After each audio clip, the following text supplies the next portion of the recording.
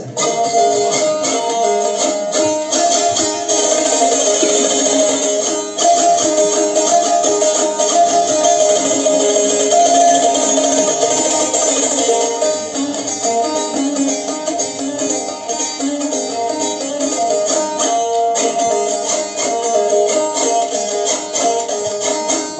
Senin bir oğlun var idi,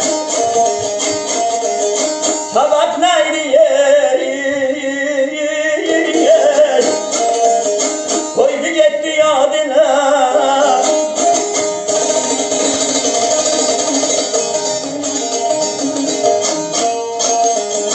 Benim oğlan çok seriste sağlıdı, hicran otu bağrın başın hadele. Ey hicran otu bağrın başını hadele. Aman oh.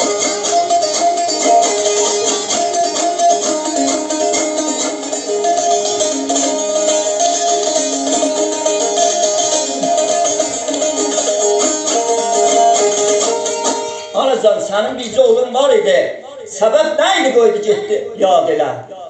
Mənim oğlan çoğusan üstə sağır, hicran oturub bağrın başın had elə.